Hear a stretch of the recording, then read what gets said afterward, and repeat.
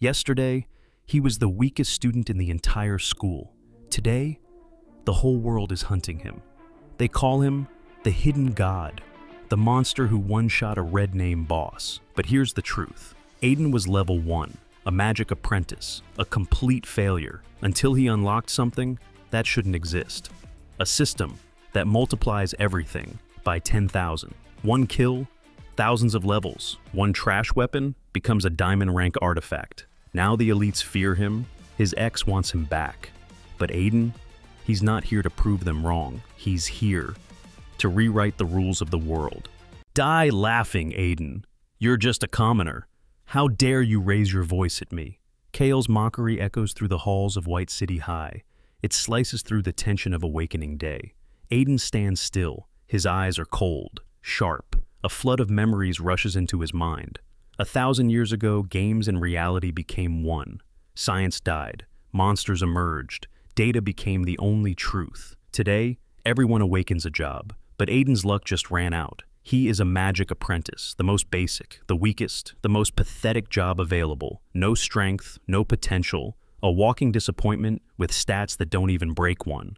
Is that how it is? Aiden mutters. He stares at his status screen. Level 1, 50 health. Every single attribute sitting at a miserable 1. In a world of talent, he is a nobody. Kyle, on the other hand, just hit the jackpot. An epic rank holy knight, the heir to a massive guild. But the real sting comes from the girl standing beside him. Elira, Aiden's girlfriend. She looks down at him with eyes full of pure disgust. You really disappointed me, Aiden. Her voice drips with venom. She didn't just awaken a high rank. She is a diamond rank flame mage. To her, Aiden isn't a boyfriend anymore. He is baggage. Are you embarrassed by me? Aiden asks. His voice is eerily calm. Elira doesn't hesitate. What else should I expect? You're the weakest in the entire school. Even the bottom feeders did better than you. Her face twists in anger. Break up, now. I don't want to talk to a waste like you ever again. She's done.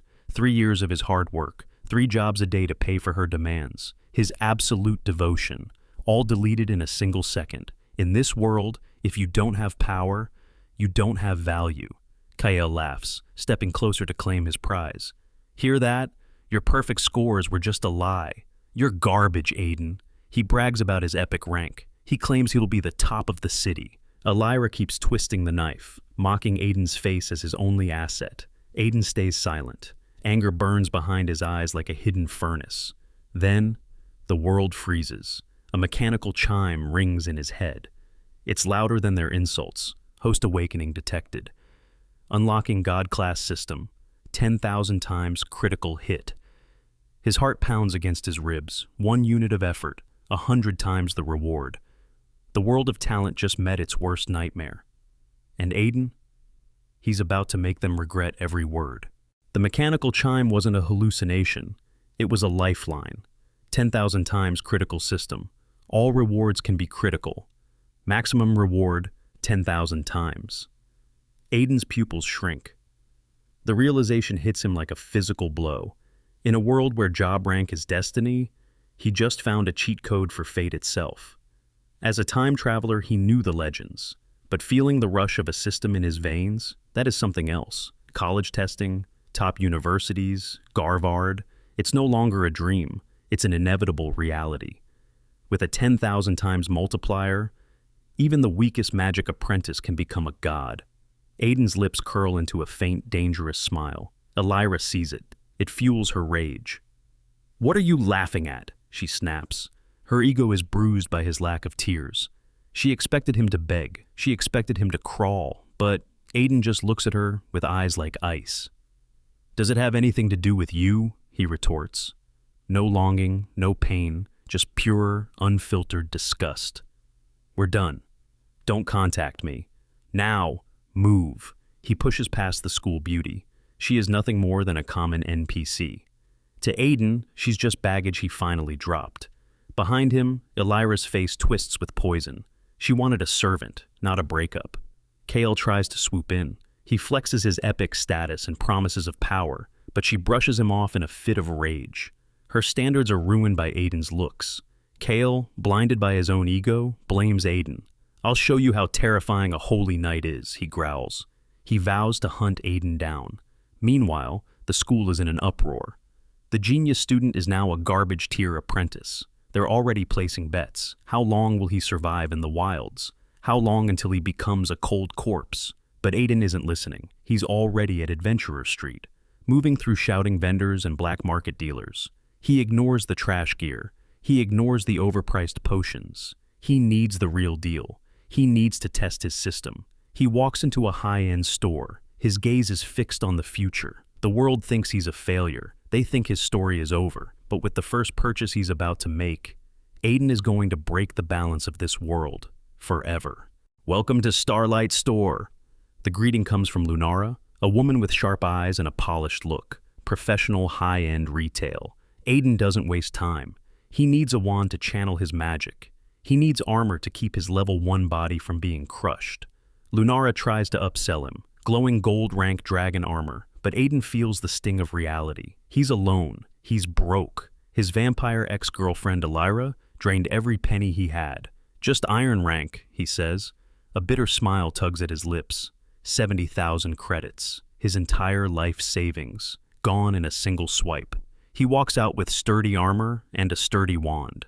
They're rough. They're basic. But they're top tier for their rank. Lunara watches him leave, sighing at how such a handsome guy could be so tragically poor. But Aiden isn't thinking about his looks. He's betting his entire future on the system. If the 10,000 times multiplier doesn't kick in soon, he isn't just broke. He's dead. He boards the high-speed train, leaving the safety of the city walls, heading for the chaotic wilds where seasoned bounty hunters roam. The station at the edge of the wild is a madhouse. Screams for healers, high-level boss raids, greedy merchants filling the air. A level 1 rookie shouldn't even be breathing this air, let alone walking into the forest alone. But as Aiden prepares to head out, a voice cuts through the noise. Level 1? Are you serious? It's Selena, petite, beautiful, dangerously talented. Aiden recognizes her instantly. The genius of 7th High, an epic-class powerhouse, the daughter of the Warrior God Guild's leader.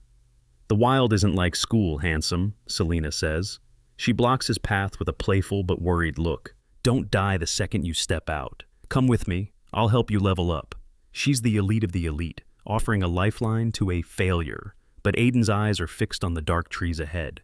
He doesn't need a carry. He needs a target. The world sees a magic apprentice in over his head, but Aiden is about to show them what happens when a common job gets an infinite boost. High Priestess of the Elves, level 12 epic. Aiden's gaze lingers on Selena's stats. She's the literal face of the city, a genius from a powerful family, fast-tracked to level 12 in a single week. While others struggle, her father's guild provides everything. It's a bitter reminder of the gap between the elite and the commoners. Selena offers him a pity carry, promising him crumbs of experience while she hunts a level 10 boss. No thanks, Aiden says. His voice is flat. He doesn't need a babysitter. He needs to ignite his own spark. He leaves the goddess of White City standing in the dust, fueled by a confidence she can't understand. Aiden steps into the brush. A long-haired bunny hops out, a level 1 iron rank monster. He raises his cheap staff. Fireball! The creature explodes into ash. XP +1. Aiden's heart sinks for a microsecond. Was the system a lie? Then, the interface glitches, the numbers spin. XP +100, long hair bunny fur, times 100, a 100 times multiplier. In one kill, he hits level 4. His blood turns to ice. He realizes the sheer scale of his power. Another bunny falls, another 100 times boost. Aiden doesn't just level up, he rockets through the ranks. Within minutes, he faces a bronze rank elite, a bunny the size of a bear. He downs his mana potion, feeling the surge. Boom! The explosion is blinding. XP +130,000. Level 10 reached. Max first class. In less than an hour, he has caught up to the city's geniuses. But then, the loot drop flashes gold. Crimson Flame Staff, gold rank. A common mob just dropped a legendary treasure. Aiden grips the staff. His hands shake with raw excitement. The waste of First High is gone. A monster has been born. Crimson Flame Staff, gold rank. Spirit +300, damage boost +10%, fire damage +15%. Oh my god! Aiden's voice trembles as he reads the stats. 300 spirit points? In this world, people struggle to gain a few points per level. A gold rank item at level 10 is more than a weapon. It's a cheat code that defies the laws of nature. Normally, a long-hair rabbit drops trash, but the 100 times multiplier forced the drop to evolve. If a common mob can drop gold, what happens if he kills a boss? The thought sends a shiver down his spine. Epic, legendary, or even a mythic artifact? Aiden grips the glowing staff. His knuckles are white. He isn't going back to the city to celebrate. He's going deeper. He needs to know the limit of this power. But as he disappears into the darkening forest, he isn't alone. Selena is frozen in the shadows. Her mind is a chaotic mess. She saw it all. She saw him jump from level 1 to level 10 in minutes. She saw the gold rank glow in his hand. He's hiding his true power, she whispers. Her skin crawls with awe. To her, Aiden isn't a magic apprentice. He's a young lord from a hidden noble family, suppressing his level just to train in the dirt.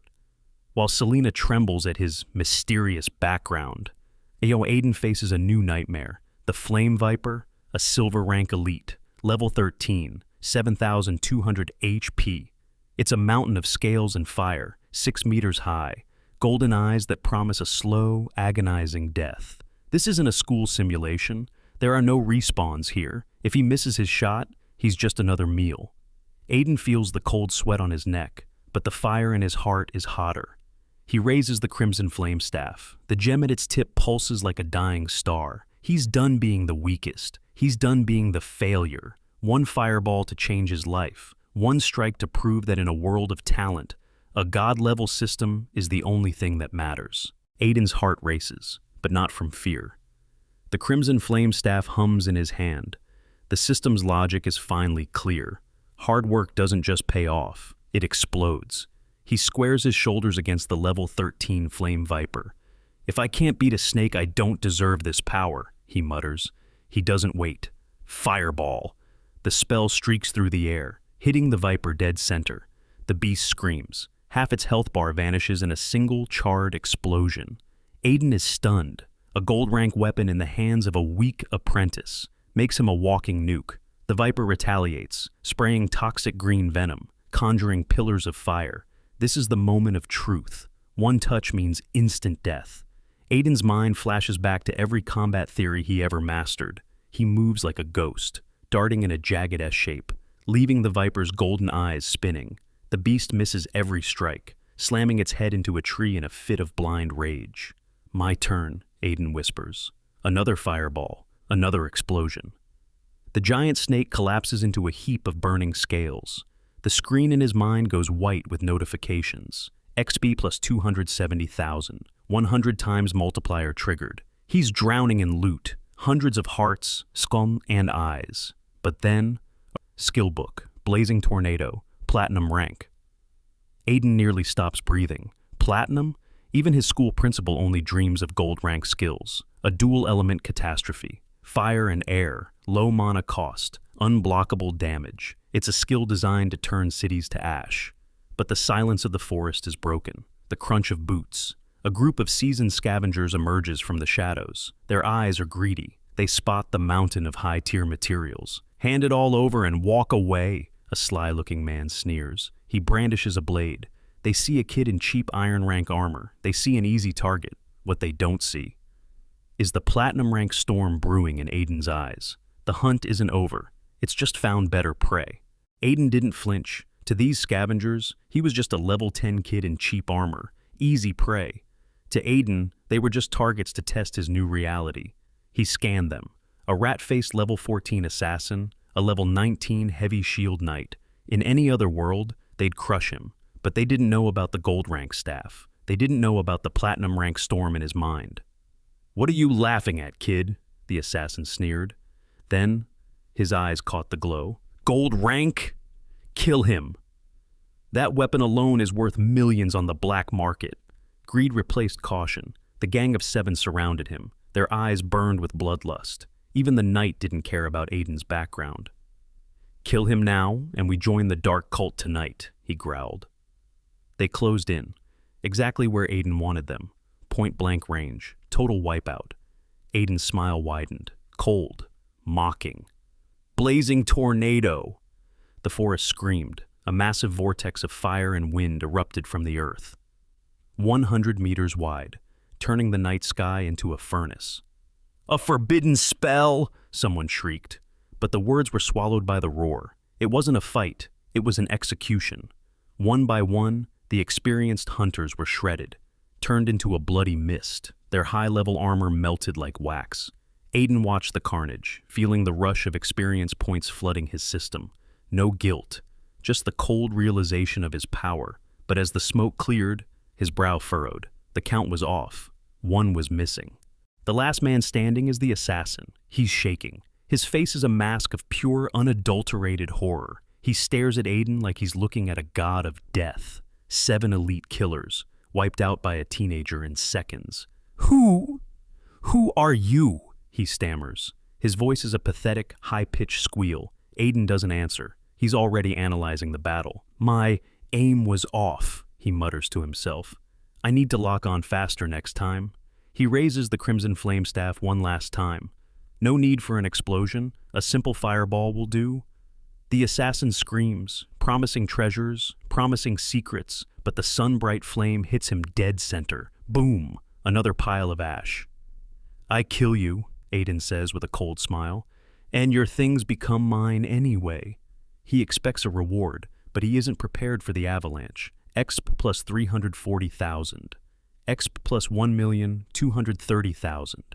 The numbers spin until he's dizzy. He just banked more experience than 100 high-level raids combined. He's hit the level cap for first class. The moment he unlocks it, he'll rocket straight to the top of second class. But the loot? The loot is legendary. Critical ring, gold rank. Gale boots, gold rank. And then, a dark pulsing light, abyssal belt, diamond rank. Aiden stands like a statue. A diamond rank item. Something that shouldn't even exist in a city like this. Not even the mayor has one. Along with it, hundreds of high-tier potions. Enough to make him the richest man in the city overnight. He realizes the secret now. Killing multiple strong enemies at once doesn't just give a bonus. It multiplies the multiplier. The 100 times critical hit is just the beginning. He grips his staff. His body buzzes with untapped power. The college testing isn't a challenge anymore. It's going to be a slaughter. While other students fight for scraps of talent, they'll be facing a level 100 monster in human skin, draped in diamond rank gear. Aiden looks deeper into the dark woods. His eyes burn with a new hunger. He doesn't want to go back yet. There are bigger bosses in the dark, and every kill is a step toward becoming the absolute ruler of this world. Aiden clenches his fists. A wildfire burns in his eyes.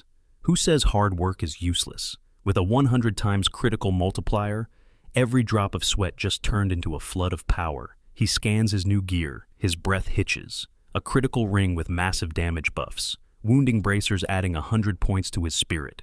Gale boots for godlike agility. And the crown jewel, the abyssal belt. A diamond rank masterpiece that shouldn't even exist in this city. 500 spirit points in a single item. It's insane. It's impossible, but it's his. 800 spirit points from a few items, Aiden whispers. His voice trembles with pure adrenaline. At level 10, a mere magic apprentice. Now holds the destructive power of a level 30 boss. He's a walking nuclear option, but he's not perfect. His defense is thin. His skills are on a knife's edge. One mistake, one cooldown gap. And he's dead. He needs to reclass. He needs to break the limit. He turns back toward the city. The moonlight paints the forest in shades of silver and death. Suddenly, the ground screams. Panic erupts. Hunters flee the woods like terrified animals. "Run! It's Tetian! The Iron Dragon is here!" A massive 60-meter steel beast erupts from the trees. 6 mechanical wings blot out the moon. A red name boss. A legendary nightmare. Every hunter in the area is paralyzed by fear. But Aiden? He doesn't move. He looks up at the monster. His lips curl into a dangerous, hungry smile. To the world, this is a catastrophe. To Aiden, it's the ultimate jackpot. The Iron Dragon thinks it's the hunter, but it's about to find out what a 100-fold critical hit feels like. "You're the hope of the city, kid. Run!" A middle-aged knight stands his ground. A level 17 bronze rank warrior, ready to throw his life away for a stranger. In a world of cold stats, his sacrifice is a rare spark of humanity. Aiden looks at the man, then at the 60-meter steel dragon blotting out the moon. "Don't," Aiden says. His voice is like ice. "I can kill this thing." The knight thinks he's insane, but Aiden isn't gambling. He opens his inventory. He crushes 100 enhancement gems in a single breath. Spirit plus 10, strength plus 10, agility plus 10. The notifications blur into a single roar of power. 1,000 extra stat points surge through his veins. The kind of growth an epic-class genius takes 30 levels to achieve. Then come the potions. He downs nearly 100 bottles of damage boosters. The system screams. Damage limit reached. His wallet is empty, but his power is overflowing. He steps past the stunned knight, walking directly into the dragon's shadow. Iron Dragon Titian looks down. His golden eyes narrow in mockery. "You little bug," the dragon rumbles. The translation flashes on Aiden's screen. "You think you can challenge a god?" Titian begins to chant. The air twists with ancient magic and elemental lightning. But Aiden was a top student for a reason. He knows exactly when to strike. The dragon commits to its spell. It can't move. Aiden raises the Crimson Flame Staff. "Fireball!" He doesn't lead with the big gun. He throws a volley of fireballs to trap the beast, cutting off its escape. Then, he releases the nightmare. Blazing Tornado, fueled by 1,000 stat points, fueled by 100 damage boosters. The skill evolves. A massive vortex of air and fire erupts, 300 meters wide, turning the forest into a blender of pure destruction. The Iron Dragon's mockery turns to a shriek of agony. The platinum-rank storm begins to shred its legendary steel scales. The night, the forest, the very sky, all swallowed by the light. The hope of White City isn't a student anymore. He's the end of a legend. Aiden stands in the center of a literal apocalypse. The blazing tornado has turned the forest into a silent vacuum of ash. 300 meters of multicolored elemental fury. Iron Dragon Titian, the invincible red name boss. He looks like a toy trapped in a blender. "I'll be your mount." "I'll serve you," the dragon screams. Its human-like face is contorted in pure desperation. Aiden watches, a flicker of interest in his eyes. A dragon mount would be legendary. But he simply shrugs. "I don't know how to turn it off," he mutters. With a final, earth-shattering boom, the dragon is silenced. Its massive body slams into a crater. It feels like the end of the world. The system doesn't just notify him, it explodes. Exp plus 100 million experience points, 1,000-fold critical hit. Aiden is now the wealthiest apprentice in history, but the loot makes his heart stop. Iron Dragon's staff, epic. Iron Dragon's armor, epic. Diamond rank items are myths told to children in this city, but Aiden is holding 2 epic pieces. He's skipped 3 entire tiers of power in a single fight. He checks the materials, 1,000 dragon hearts, 1,000 pairs of wings, 1,000 reverse scales. He's not just a student anymore, he's a one-man superpower. He has enough materials to arm an entire nation's elite. A forbidden spell. At level 10, Eric, the knight he saved, is trembling. He can barely stand. He looks at Aiden not as a student, but as a god. "You call yourself a magic apprentice?" he gasps. Aiden just smiles faintly. His storage space groans under the weight of 1,000 diamond rank wings. Eric introduces himself as a member of the Warrior God Guild. He is convinced he's standing before a hidden prodigy. Aiden ignores the titles. He has 100 million XP burning a hole in his soul. He has a date with the Reclasser Association. The city of White City is about to witness a miracle. They expected a failure to come crawling back. Instead, they're about to meet a monster, draped in dragon-scale armor, carrying the honor of a legendary kill. The hunt was just the beginning. The real takeover starts now. Aiden doesn't correct him. Let Eric believe the forbidden spell theory. In this world, perception is power. Being seen as a hidden elite is a safer cover. It's better than being a glitched magic apprentice. Eric's imagination does the heavy lifting. He crafts a backstory of elite training, a legend of suppressed poor levels. "Sorry, my lord, I talk too much," Eric stammers. He bows as if in the presence of royalty. Aiden just gives a calm nod. He moves toward the dragon's massive carcass. Eric realizes Aiden's storage is full. He offers a gold-rank spatial container, a rare item Eric spent years acquiring. Aiden accepts it, but he refuses to be a debtor. He tosses Eric 20 high-level potions and a diamond rank Iron Dragon wing. Eric's hands shake so hard he nearly drops it. A diamond rank material? Lord, I can't take this, he gasps. He doesn't realize, for Aiden, this is one of 1,000.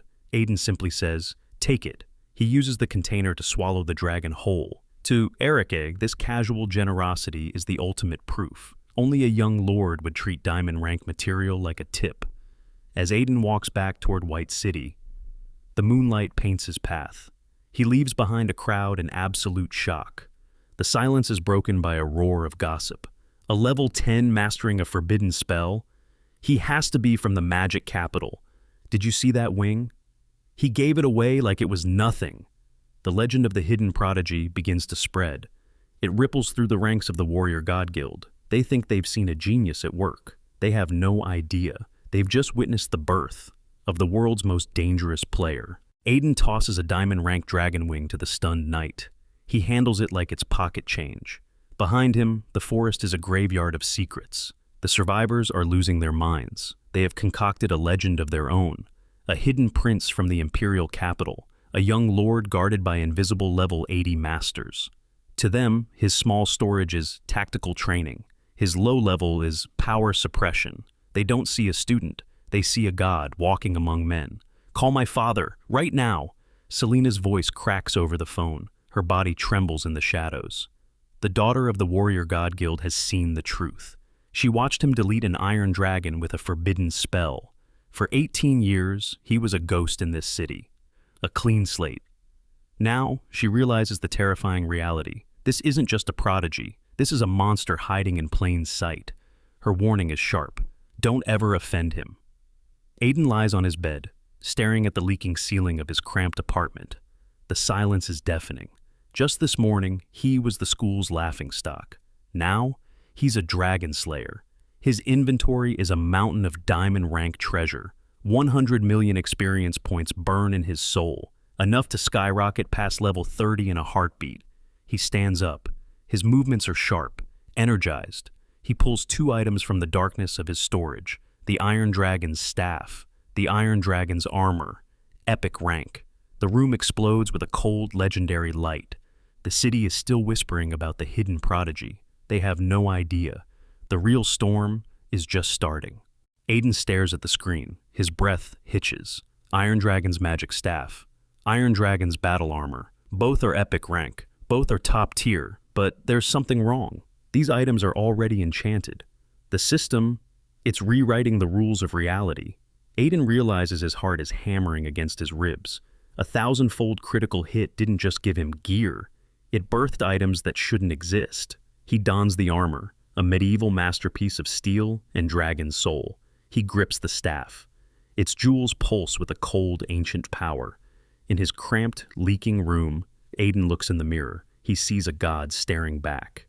The next morning, the silence is shattered. A screaming phone. It's May, his class teacher. You're a failure, Aiden. A magic apprentice skipping class?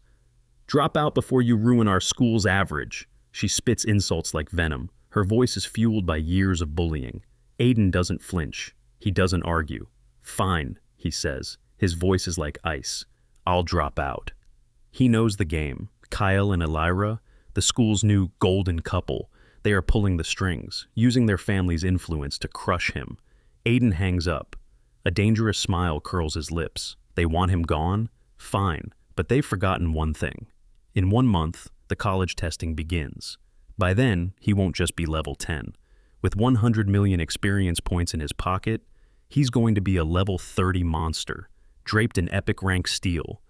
When the top scorer title is announced, he wants to see May's face. He wants to see the school board's reaction. He wants them to realize they kicked out a national legend.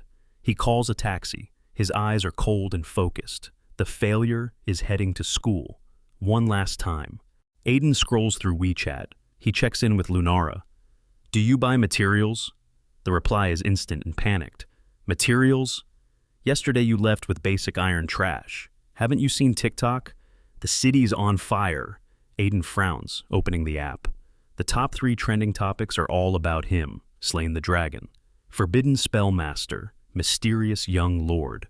The world is losing its mind over the hidden genius, the one who erased the level 30 red name boss. They're analyzing his S-rank movements, his tactical suppression of fur, his invisible level 80 bodyguards.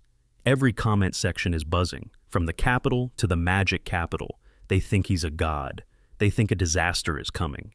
Aiden just shakes his head. The catastrophe they're terrified of is already sitting in his inventory. He arrives at the school office, but the atmosphere inside is the polar opposite of the internet's awe. Through the door, he sees Elira. She is whispering venom into the ear of May, their bitter, middle-aged teacher. "He cheated, Ms. May," Elira says with a mocking smirk. "He was never hard-working. He just used girls who liked him to pass notes." May's face turns yellowish with rage. "I knew it! A magic apprentice who cheats? I'm expelling him today." Elira fakes a sigh of pity. "Oh, don't be so harsh. I'm an epic rank now. Maybe I can train him to get into a third-rate college." Aiden's eyes turn to ice. Outside, he's the dragon slayer. Inside, he's a bottom feeder, a footstool for Elira's ego. They have no idea. The waste they're mocking is the same monster the entire country is worshipping online. He pushes the door open. His presence is silent, heavy. The bad student has arrived to drop out, but he's bringing the weight of an iron dragon with him. Elira flashes a calculating smile. She hands over a glowing damage boost potion. May gasps. She eagerly takes the bribe. She praises Elira's fake generosity. Outside the door, Aiden hears every single word. His blood boils. She doesn't want to help. She wants a loyal dog, and this corrupt teacher is playing right along. Aiden pushes the door open. The room freezes. He stares them down. I am dropping out. His sudden presence brings a heavy, terrifying pressure. May quickly recovers. She mocks his decision. She tells him he needs Elira to reach level 5. Without them, she claims he is nothing. Just a useless magic apprentice. Aiden laughs internally. He looks at their pathetic levels. Elira is level 2. May is barely 12. He is already level 10. One single fireball. They are dead. But they are too arrogant to even check his stats. He demands the paperwork immediately. May furiously stamps his file. She swears he will fail completely. He signs it. He grabs his copy. He walks out. Leaving the school grounds, a massive weight lifts off his shoulders. No more fake friends. No more useless classes. Just pure power progression. He takes a taxi straight to the city center. He walks into the luxurious Reclasser Association. He approaches the desk. He hands his file to the receptionist. "I need a class change." The girl freezes completely. She stares at his papers in absolute disbelief. He maxed his level. In under 1 day. Tina stares at Aiden in absolute shock and disbelief. He just awakened as a magic apprentice yesterday. Yet, he is already at the maximum level. She stammers, asking why he dropped out. Aiden looks at her with completely cold eyes. "Does this affect my class change mission?" Tina shivers. She quickly guides him to the crystal ball. Aiden takes the crystal and crushes it. The system screen goes crazy with unusual messages. It labels him a powerful magic genius. Then, it gives him a truly impossible task. Defeat a level 10 abyssal boss. Aiden frowns deeply at the ridiculous requirement. An abyssal dungeon is practically a death sentence. To even enter, he needs an extremely expensive permit. He realizes he must sell his recent loot. He asks Tina if they buy monster materials. She shakes her head and rejects low-level items. Aiden speaks in a calm and steady voice. It is a level 30 dragon boss. Tina completely freezes. She stares at him in pure horror. The mayor himself is only level 42. Aiden delivers the final heavy blow. Diamond rank materials. Tina jumps up in sheer panic. She bows repeatedly and rushes him to the top floor. Inside the massive office, 2 powerful men are arguing. Lucian, a diamond dragon knight, and George, an epic artisan. George furiously demands 3 diamond rank dragon materials. Lucian is stressed out and completely helpless. Finding those rare materials is practically impossible here. Tina nervously interrupts their loud argument. She stutters. Anne introduces Aiden to the room. Lucian simply nods his head. I know. Lucian glances coldly at the student. He assumes the materials are only gold rank. George scoffs at the idea of real dragon blood. Tina is sweating nervously. She forgot one tiny detail. They are diamond rank. Lucian and George freeze completely. Aiden smirks. He waves his hand. A massive pile of glowing materials crashes down. 1,000 reversed dragon scales. The metallic sound shakes their very souls. The office is flooded with blinding golden light. The men look at their pathetic single scale. It looks like absolute trash now. Lucian gasps in sheer terror. He apologizes for his massive disrespect. He kicks Tina out of the room. Tina runs away in absolute shock. A simple level 10 apprentice just dropped a fortune. Lucian nervously hands Aiden a cup of tea. Aiden opens his storage space again. He reveals the horrifying reality. Thousands of dragon hearts and eyes. Almost 10,000 diamond rank materials. Lucian's body goes numb. He is the second strongest man here. Yet he begs for just one material. George stares at Aiden like a ghost. He realizes the dark truth. You cast the forbidden spell. You wiped out the dragons. He assumes Aiden is a supreme noble from the sovereign city. The artisan bows, trembling in fear. Lucian shakes beside him. Aiden ignores their pathetic panic. He stares them down coldly. I want an abyssal pass. The two men freeze once again. They scramble to buy his rare materials. They promise to auction the rest for free. Aiden cuts them off. None of that matters to me. Just give me the pass. Aiden ignores the massive fortune. He demands the abyssal pass. Lucian quickly explains the options. An epic pass takes you to the outer edge. A mythic pass drops you straight into Infernal City. Aiden chooses the epic pass. He wants to test the waters first. Lucian hands over the glowing golden card. It costs 10 million for a single trip, but Lucian immediately waives the insane fee. He only asks to buy materials before the public auction. He promises to invite all the major guild leaders today. Aiden nods. He demands his money immediately. Suddenly, George interrupts with absolute crazy excitement. He wants to forge an epic weapon. Lucian chokes on his tea in pure shock. George admits the absolute brutal truth. The success rate is barely 0.1%. He just desperately needs the practice to reach legendary rank. Aiden does not even hesitate. Take 1,000 pieces. Try to make it. I do not care. George is completely blown away. He bows deeply. He hands over 300 million, just to say thank you. He swears absolute loyalty to Aiden right there. Lucian quickly makes the exact same promise. Aiden simply asks for high-level skill books. He needs to boost his mana for the dangerous abyss.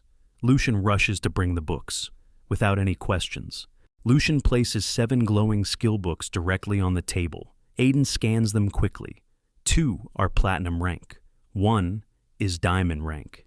This is the absolute best this remote city can offer. Aiden points to the strongest 3 without hesitation. A platinum healing spell. A platinum freezing spell. A diamond rank lightning storm. Healing. Crowd control. Massive area damage. The perfect deadly combo. Lucian quotes the massive price. 2 billion in total. Aiden barely reacts to the number. He tells him to deduct it from the dragon materials. He announces he is leaving for his class change mission. Lucian and George exchange terrified looks. They assume he is tackling a level 40 quest. Before he leaves, Lucian hands over a special reward, a junior medal for killing the massive iron dragon. Aiden equips it instantly. His stats explode. Health doubles. Mana skyrockets. He feels completely unstoppable. He heads down to the lobby in silence. Tina trembles in pure terror as he walks past. He steps outside the building to grab some food. Suddenly, a familiar arrogant face blocks his path. It is Kale, the epic paladin from his high school. Aiden scans his stats and almost laughs out loud. Kale is barely level 3, still completely lazy and overly arrogant. Kale loudly mocks Aiden in front of his elite guild leaders. He calls him a useless and pathetic magic apprentice. The guild leaders laugh and head inside to meet Lucian. Kale stays behind just to brag. He claims Lucian invited them for a massive auction. He boasts about securing high-tier diamond rank gear. He has absolutely no idea the truth. Those materials belong to the exact person he is mocking.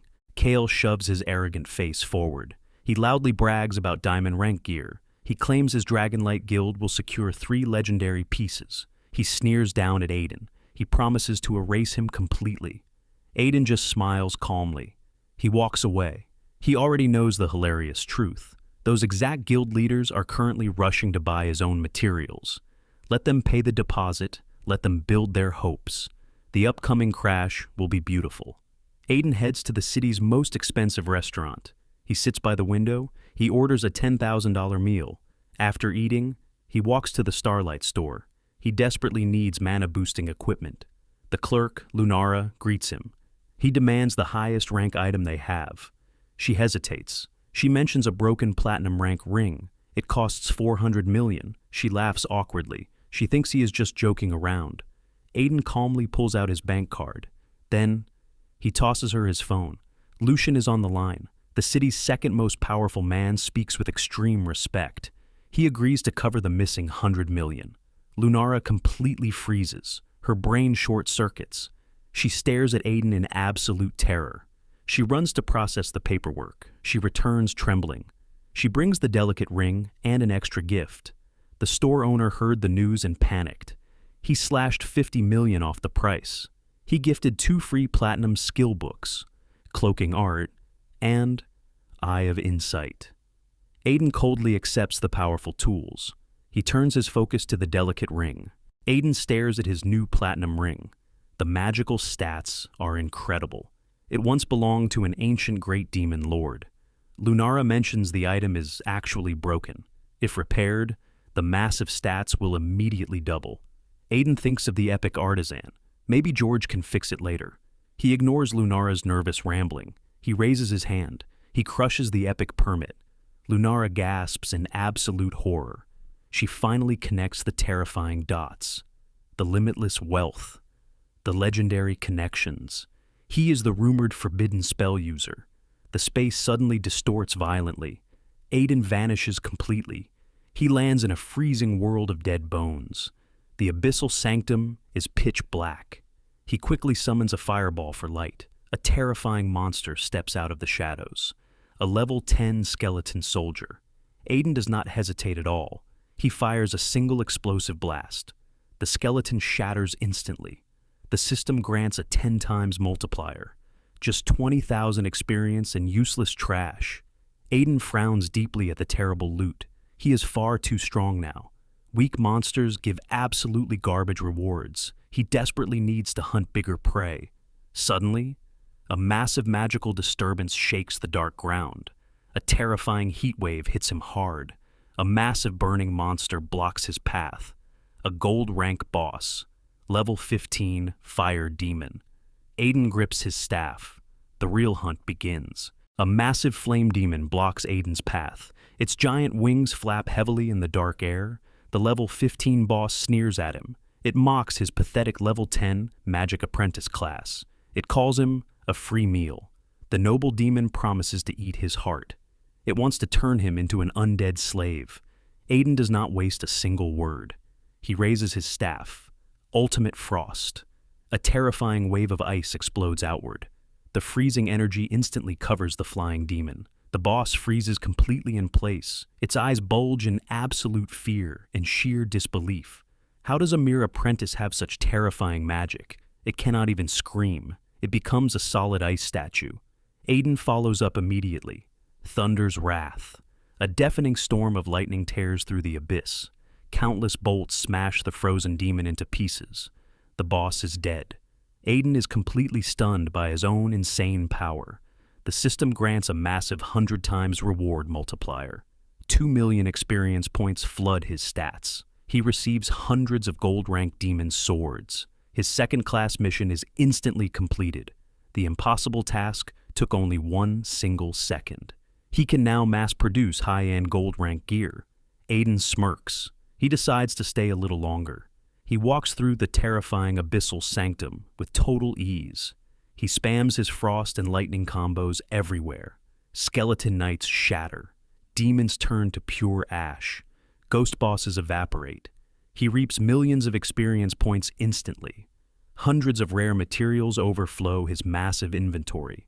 The deadliest dungeon in the world is just his personal playground. Aiden stares at his status screen. Hundreds of millions of experience points overflow his pool. The level 10 cap is the only thing holding him back. His insane 1,000 times multiplier makes leveling up a complete joke. He sorts through his massive pile of new loot. Most of it is standard gold rank gear. He completely ignores the weapons and armor, but one specific item catches his attention. A Starlight rank skill book. It dropped from a basic skeleton knight, Demon's Domain, a massive dark magic field that obliterates enemies. He hesitates for a brief second. Dark magic can easily corrupt a human mind. It can ruin his future class evolution. But Aiden shakes his head. Strength is absolute truth. He learns the forbidden skill immediately. Black dust clouds his sharp vision. He raises his staff to test his new power. Demon's Domain activates. A terrifying shockwave rips through the dark wasteland. Over 100 monsters explode into bloody pieces. A level 13 boss evaporates instantly. The mana cost is practically zero. Aiden smirks at his terrifying new weapon. Suddenly, desperate screams echo through the dead wasteland. A group of terrified teenagers runs directly towards him. A massive level 40 fire demon chases them down. The monster is the size of a floating mountain. Aiden quickly scans the fleeing group. Their stats are mind-blowing. Legendary rank, epic rank, starlight rank. The girl leading them is Vespera, the top genius heiress from Sovereign City. She desperately screams at Aiden to run away.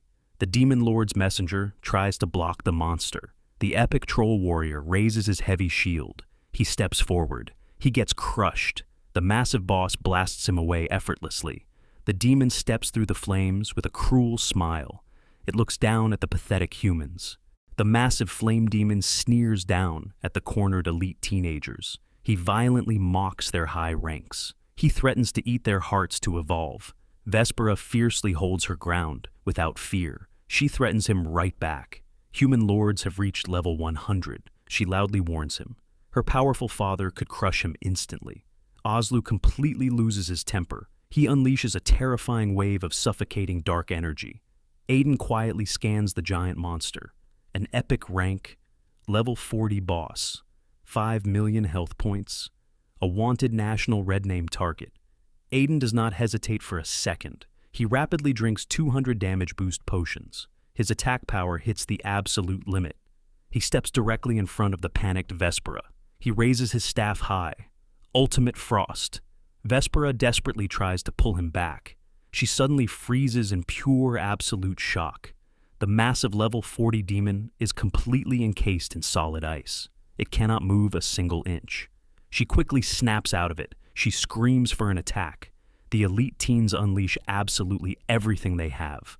Colorful high-level skills relentlessly blast the frozen boss. The health bar violently plummets down. It drops to exactly 50%. The solid ice shatters loudly. Oslu roars in absolute blind rage. Vespera shifts into her fierce draconic form. She sprouts golden wings. She aggressively slashes forward. She gets blasted back. She crashes violently right next to Aiden. The furious demon enters its deadly second phase. Aiden smiles calmly at the exhausted elite teens. They successfully took half a boss's health. Now it is his turn. He possesses 2 epic items. He holds a starlight skill. He carries 200 stacked damage buffs. He stops holding his power back. Demon's Domain. A massive pitch-black ritual circle instantly swallows the screaming demon. Oslu locks his burning eyes on Aiden. He violently mocks the foolish human for using dark magic. He assumes he can easily escape the deadly ritual. He is completely wrong. The massive dark circle explodes into a terrifying flood. Heavy dark energy swallows the massive demon. Oslu screams in pure panic.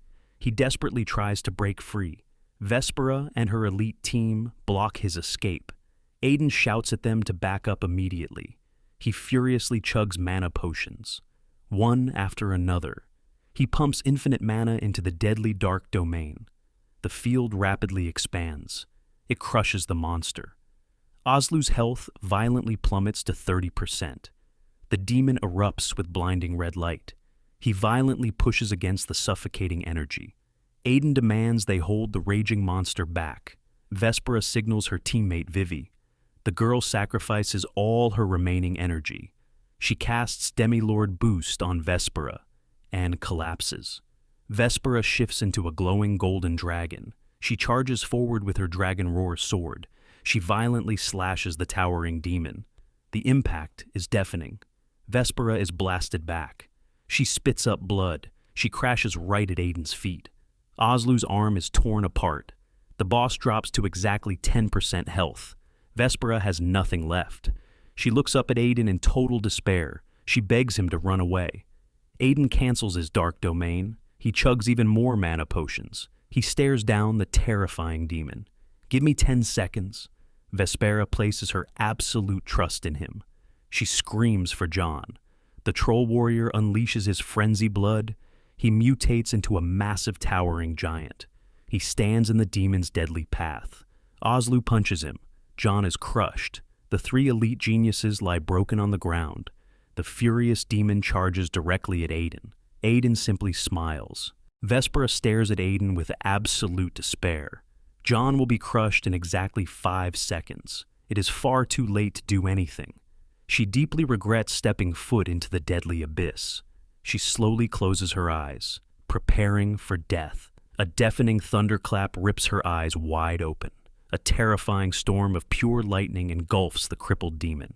Aiden smiles widely as the monster screams in agony. The dark domain was just a simple trap. The real execution is Thunder's wrath. The special lightning ignores the demon's magic resistance. Oslu roars in absolute blind rage and pure terror. The human lied about the 10 seconds. The demon violently spits out pitch-black blood. He screams ancient forbidden words. Vespera shrieks in absolute horror. A demon's death curse! A blinding black light instantly knocks her team unconscious.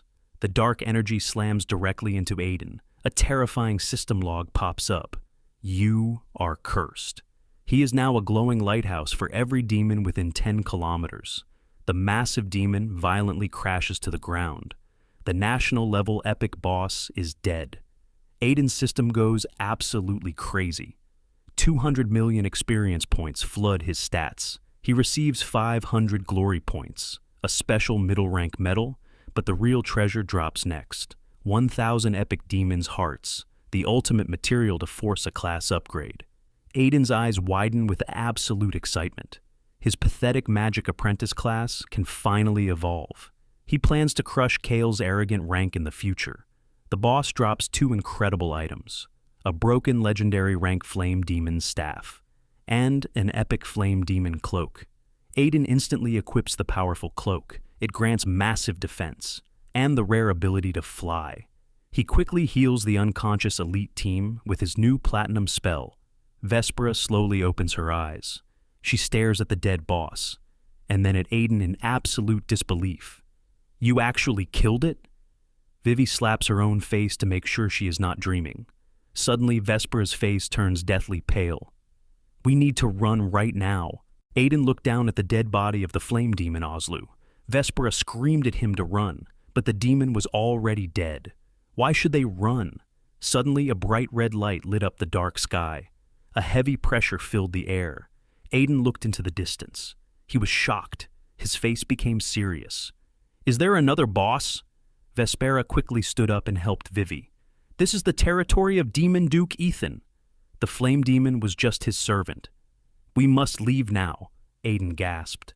The flame demon was level 40, and he was only a Viscount. A demon duke would be at least level 60. Aiden could not fight someone that strong. Immediately, Aiden used his magic power. He activated his new Abyss Flame Demon cloak. The deep red cloak lifted Aiden into the air. John looked at his own wounds. He gritted his teeth. "You guys go. I cannot run fast." Vespera looked at Aiden. "Vivi is small and light. Can you carry her?" The red light in the distance came closer. It became brighter. Aiden did not want to die for strangers, but he wanted to try. "If it gets too dangerous, I will leave you. But I can try now." Vespera felt relieved. She looked at Vivi. She whispered, "You must survive. Tell my father to avenge me." Vivi shook her head. Her eyes were red. Aiden did not want to waste time. He flew down to them. He wrapped his arms around both Vespera and Vivi. He picked them up together. The two girls were shocked. Vespera felt his strong heartbeat. Her face turned red, and she looked down. Vivi was scared of heights. She tightly hugged Aiden's arm. Aiden looked at them. Both girls were very beautiful. But there was no time to waste. Aiden flew over to John. "John, grab my legs." John did not hesitate. He grabbed Aiden's legs tightly. Aiden took a deep breath. He poured all his magic power into the cloak. The cloak moved fast. They flew through the air like a fast car. Suddenly, Aiden almost hit an obstacle. The girls screamed and hugged him tighter. But the cloak was powerful. It did not slow down. They flew far away. Aiden looked back. The red light suddenly stopped. Then the sky went quiet. A giant blade appeared in the sky. It was as big as a mountain. An explosion shook the ground. The shock wave hit them. Aiden struggled to stay in the air. Vespera shouted happily, "My father is here! We are safe!" John heard this and relaxed, but he lost his grip. He fell straight down. Without John's weight, the cloak became unstable. Aiden fell to the ground with the two girls. It was a soft landing, but it was awkward. Aiden's left hand landed on Vespera's chest. His right hand was on Vivi's behind. Vespera quickly stood up. Vivi turned completely red. She quietly moved Aiden's hand away. She was 18 years old and a level 15 genius. But right now, she was extremely embarrassed. Aiden quickly pulled his hands back. He was embarrassed too. But it was an accident. Vespera tried to stay calm. "We can rest now, then we leave the abyss." Vivi stood up and kept her head down. "Yes, my father is fighting. We will be safe." Aiden looked at the distant fight. The shockwave of the battle was terrifying. If he had stayed there, he would be dead. Suddenly, Vespera looked at Aiden. "Thank you. You saved our lives. The Wexley family owes you a favor." Vivi quickly added, "You saved me too. Come to the Taylor family if you need anything." John walked over. He pulled out a black card. "The Hawthorne Family Trading Company is mine. Take this black card. We will help you anytime." Aiden was surprised. He knew these families. Vespera's father was the head of the Reclasser Association. Vivi's family was connected to the legendary war god, Taylor James. And John's family owned a massive trading company, but Aiden did not take the card. "I saved you, and you helped me kill the boss. We are even." Vespera shook her head. "You could have left us. We will remember this favor. By the way, what is your name?" Aiden stared at them and said calmly, "Aiden." He did not care about these geniuses. With his 1,000-fold critical hit system, he would soon surpass everyone before the college testing. John looked at Aiden with deep curiosity.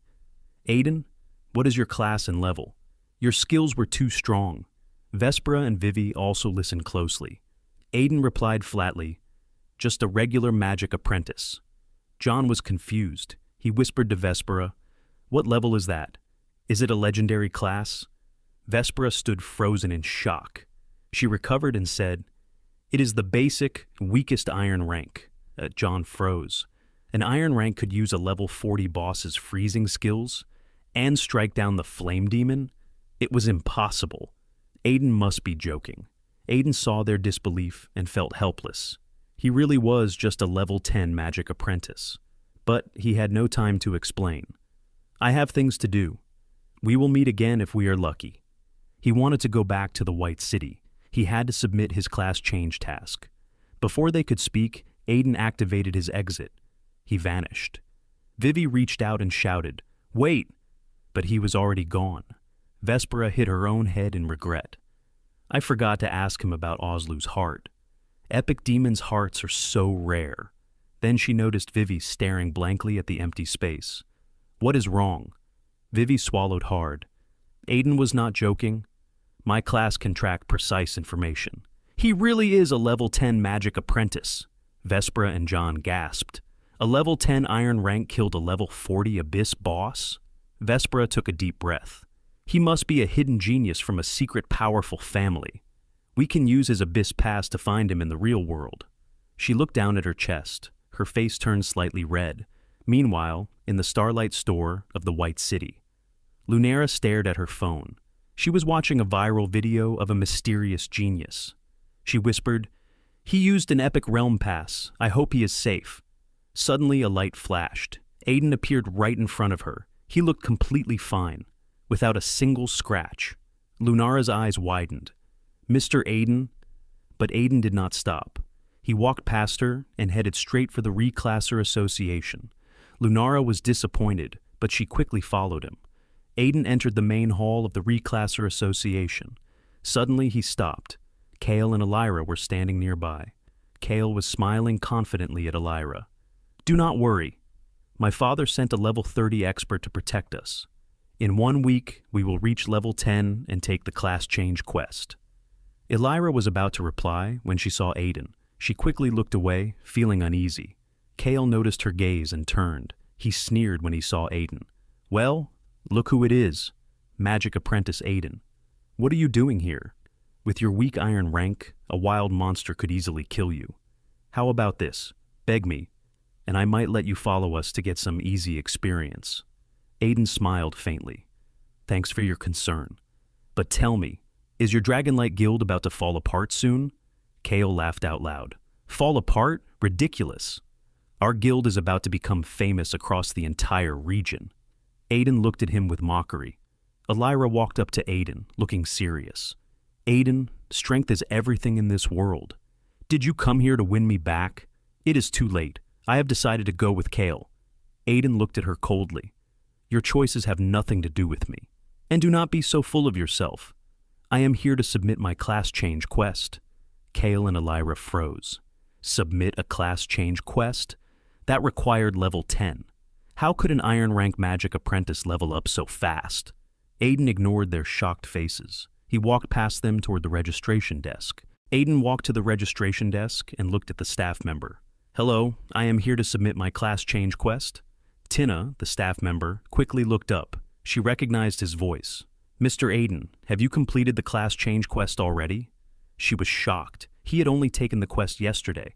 It had been less than a day. Suddenly, Kale shouted from behind, "Stop pretending, Aiden. There is no way you leveled up that fast." Kale walked up to the desk and looked at Tina. "Miss, ignore this liar. He has gone crazy thinking he is some kind of genius." Elira also stepped forward, staring at Aiden with disappointment. "Aiden, are you really doing all this just to get my attention?" Aiden sighed. These two were truly annoying. Tina frowned and looked at Kale and Elira. "This is the Reclasser Association. Please keep quiet." She quickly checked the system. Suddenly her face went pale. She froze. Kale saw her face and smiled, thinking Aiden was caught. He tried to inspect Aiden's level, but all he saw were question marks. Suddenly, Kale had a bad feeling. Tina swallowed hard and said, "Mr. Aiden, your quest was to enter the Abyss and defeat a level 10 Abyss boss." Kale and Elira gasped. "Who gets a class change quest in the Abyss? Only top-tier geniuses from legendary families." Aiden replied calmly, "I know, the quest is complete." He had actually killed a level 40 boss, but he kept that to himself. Tina nodded quickly. "Please wait. I will prepare your badge. If you have any items to boost your class rank, use them before you absorb the badge." Elira could not believe it. She was only level 2, and he was already level 10. She shouted, "This must be a system error. Double check it." Tina ignored her and handed the badge to Aiden with both hands. "Sir, your badge is ready." Aiden did not take it yet. "Is your president here?" Tina replied, "He is out, but he said to call him back immediately if you need him." Aiden said, "Call him back." Then he turned to Kale and Elira. "Step aside. I do not have time to play games with you." Elira's legs went weak and she almost fell. Kale clenched his fists and growled, "So what if you leveled up fast? Your class is useless." "Once I reach level 7, I will crush you." Aiden smiled. Kyle's words gave him an idea. He could ask the president to block the Dragonlight Guild's funding. "Thanks for the reminder. You will have a big surprise soon." Aiden then followed Tina to the president's office. Outside, Elira watched him leave and muttered, "I am a diamond rank. My potential is stronger. You will regret this, Aiden." Meanwhile, in the crowd, Lunara watched Aiden with shining eyes. He had survived the Abyss without a single scratch. He was definitely from a top family. She thought, I must find a way to get closer to him. Inside the office, Tina wanted to impress Aiden. She adjusted her short skirt, revealing her long legs and black stockings. She poured him tea, blushed, and walked out. Aiden opened his eyes. With his high spirit stats, he noticed everything. He pulled out the epic demon's heart, but he did not know how to use it. Do you swallow it? Suddenly, there was a knock on the door. President Lucian's voice came from outside. Mr. Aiden, may I come in? Aiden said, Come in. Lucian pushed the door open. Instantly, his smile froze. He stared at the epic demon's heart in Aiden's hand, completely speechless. Lucian was the most experienced professional in the White City, but the epic demon's heart in Aiden's hand made his lips tremble. He almost tripped over the sofa. Aiden looked at him. It is just a demon's heart. Why are you so excited? Lucian's voice shook. Excited? This is an epic demon's heart. Lucian sat down, unable to take his eyes off the heart. He explained the danger. Killing an epic-level noble demon of Viscount rank or higher was a nightmare. Before they die, they release a deadly curse. If a reclasser carries this curse, demon masters in the abyss will hunt them down forever. Normally, even high-level reclassers avoid killing them. An epic demon's heart meant someone had risked everything. It was incredibly valuable. Of course, Aiden did not care about the curse. He had 1,000 of these hearts in his storage. Aiden asked, What is the best way to use this? Lucian replied, If you just eat it, you will lose some power. An alchemist should make it into an enhancement potion first. Before Lucian could even finish his sentence, Aiden took a big bite of the heart. It tasted sour and sweet, melting in his mouth like fruit. A notification appeared before his eyes. System notification. You used an epic demon heart. Class change success rate increased to 45%. Aiden was surprised. Without this heart, his chance of a tier upgrade was only 0.05%. Thankfully, he had his system. Lucian looked incredibly upset. He cried out, What a waste, Mr. Aiden. You should have made a potion first. But Aiden ignored him. He pulled out a second epic demon's heart and took another bite. Lucian's mouth dropped open. He was completely speechless. He had 2 of them. Then, Aiden pulled out a third epic demon's heart. Lucian closed his eyes in pure shock. This was the terrifying wealth of a top-tier family. With just one of these, Lucian could have upgraded his own profession. His diamond rank Dragon Knight could have reached Starlight rank. Aiden asked, Are there any bad side effects from eating too many? Lucian shook his head blankly. Probably not. No one else is rich enough to eat them like apples. Aiden smiled. His upgrade probability was now 100%. He decided to find a hotel to absorb his new badge and rest. But first, he had to deal with the Dragonlight Guild. He briefly explained the situation to Lucian. Lucian did not hesitate. He agreed to help immediately. He asked carefully, How did they offend you? They will definitely ask for an explanation. Aiden simply said, Kale. Lucian understood instantly. Kale was an arrogant paladin who relied on his guild to bully others. This time, he had messed with the wrong person. Aiden said, Thanks. Once this is settled, I will gift you an epic demon's heart. Lucian's eyes went wide. Another one? He swallowed hard. As long as I am here, the Dragonlight Guild will not get a single penny. Anyone who offends you in this city is my enemy. Aiden nodded in satisfaction. As he walked toward the door, he suddenly remembered something. Oh, one more thing. I killed a national-class red-flagged boss in the Abyss called the Flame Demon Oslu. The system says I need to go to the Sovereign City headquarters to get the reward. But that is too much trouble. Lucian almost fell off his chair again. A national-class red-flagged boss, level 40? He pinched his own face to make sure he was not dreaming. Lucian said quickly, I will handle it. The mayor is in the Sovereign City right now. I will have him collect it for you. After Aiden left, Lucian laughed out loud. As the local chairman, reporting this kill would bring him massive credit, maybe even a promotion. He picked up the phone to call the Dragonlight Guild, but another call came in first. He answered, nodding repeatedly. His face became serious. When the call ended, he muttered, The Sovereign City Reclasser Association is sending their vice president here. It must be because of Aiden. Lucian did not waste time. He immediately called Ronald, the leader of the Dragonlight Guild. Ronald's anxious voice came through. "Chairman Lucian, is there any update on our materials and refunds?" Lucian replied coldly, "Updates? Ronald, your son messed with someone he shouldn't have. You are not getting a single material, or a single penny back." Aiden left the Reclasser Association. Upgrading his professional tier was too important. He could not afford any distractions. He walked toward the most expensive hotel in the White City. As he approached the entrance to book a presidential suite, he spotted Kale. Kale was running nervously down the street toward the Dragonlight Guild. Aiden smiled lightly to himself. Is Lucian moving that fast? Money and a rare epic demon's heart could make anyone move mountains. This was only the beginning. Aiden couldn't wait to see Kale's face. When he realized his guild was ruined, and his proud epic paladin class was crushed by a mere magic apprentice. Inside the Dragonlight Guild hall, Ronald was breathing heavily, trying to control his explosive rage. Kale rushed in, looking completely lost. "Father, what is going on? Why did you call me back?" Kale had just been about to start leveling up in the wild with Elira. Then his father called, screaming at him to return immediately. Ronald walked straight up to Kale. Smack! A loud slap echoed through the hall. Kale's cheek swelled instantly. He held his face in utter shock. Ronald roared, "How many times have I told you not to provoke people you shouldn't? The guild's money is gone. The diamond rank materials are gone. What did you do?"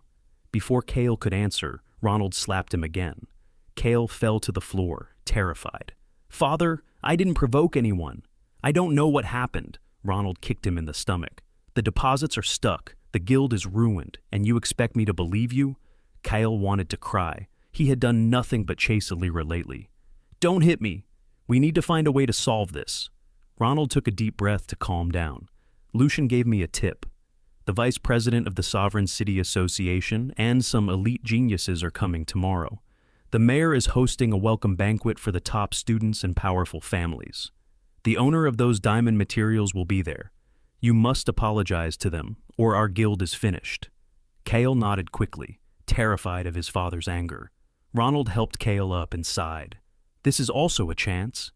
If you can get close to those Sovereign City geniuses, it will save the guild. As for Elira, she is nothing compared to them." Ronald paused, then added, "Bring Elira with you tomorrow night. You will see what I mean. In a luxury hotel presidential suite, costing 100,000 gold a night." Aiden sat down. He pulled out his profession badge and chose to absorb it. A cool energy flowed into his mind. System notification. Class change complete. You can level up again. Professional upgrade unlocked. Choose your path. The system gave him two choices. Option 1. Become a platinum rank dark mage and gain the skill Darkness Mastery. Option 2. Keep his current class, upgrade it to platinum rank, and obtain the special skill Apprentice's Heart. Aiden frowned at the first option. Dark classes were often rejected by universities and associated with evil guilds, but his eyes lit up at the second option. A platinum rank magic apprentice? With his 1,000-fold critical hit system, he could easily get more demons' hearts later. He chose option 2. A bright white light exploded around him. When Aiden opened his status panel, everything had changed. His class had evolved into a platinum rank magic apprentice. And then, he saw his new ability. Apprentice's Heart, a terrifying skill, one that allowed him to burn EXP points in exchange for random stat growth. And the more EXP he spent, Aiden cursed out loud. Shit. This was a god-tier skill. For others, experience was too rare to waste. But Aiden had collected hundreds of millions of experience points. The only catch was the randomness. It was a lottery. Aiden decided to test his luck. He threw in 1 million experience points. The skill activated. System notification. 1 million EXP consumed. Stats increased. Aiden cursed again. Damn, this is so unfair. 1 million EXP for only 11 stat points? But he wasn't going to stop. He decided to go big. He poured in 10 million experience points. The skill activated once more. Aiden's heart raced as a powerful energy surged through him. Aiden uses his special skill, Apprentice's Heart. The cost, 10 million experience points. The notification logs instantly pop up. He gains 300 strength, 200 constitution, 40 spirit, and 100 agility. The goddess of luck is smiling at him. That is a total of 640 stat points, all from just 10 million experience. Aiden has hundreds of millions of experience points stored up. So he decides to keep pushing. A normal magic apprentice only gets 1 stat point per level. Epic classes get 100. Legendary and mythic classes get even more. But with Apprentice's heart, Aiden can completely crush every high-tier class in the world. He burns through his experience points rapidly, but his excited smile quickly fades. The logs show his luck running out. One turn gives him only 30 strength and 30 constitution. Another gives him 40 strength and 80 constitution. The absolute worst attempt costs him 10 million experience points, but rewards him with a pathetic 3 strength, 5 constitution, and 2 agility. Aiden takes a deep breath. He stops after spending most of his stash, leaving himself with exactly 100 million experience points. He checks his raw attributes. He now has 801 strength, 611 constitution, 425 spirit, and 433 agility. His total stats reach a terrifying 2,270 points. Even the epic paladin Kale would only have half of that at level 10. Aiden smiles in satisfaction. He mutters to himself, "With 800 strength, am I even a magic apprentice anymore?" He decides to use his remaining 100 million experience to level up. He pumps the points into his platinum rank magic apprentice class. The levels skip instantly. 11, 12, 15, all the way to level 20. The system suddenly locks his progress, telling him he must complete his second-class change mission to go further.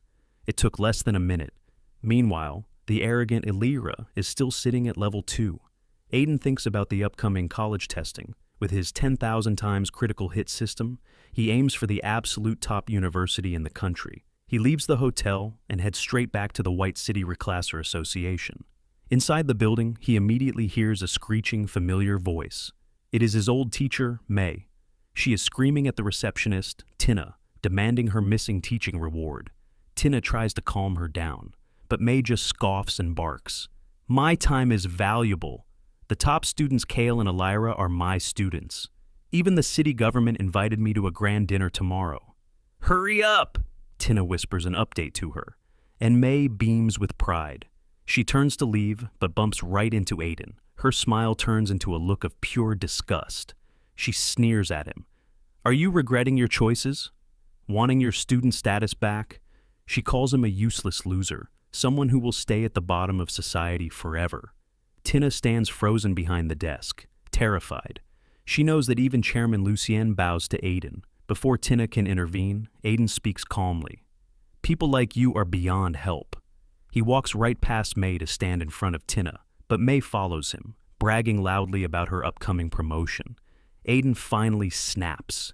He turns around and releases a cold, suffocating killer aura, the same aura he gathered from slaughtering monsters in the abyss.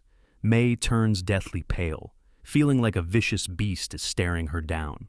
She shuts her mouth instantly and runs out of the building in absolute terror. Tina sighs in relief. She praises Aiden's restraint, noting that May definitely isn't getting promoted anymore, but Aiden ignores the gossip and says, "I'm here to claim the class change mission." Tina freezes, her eyes widening in utter shock.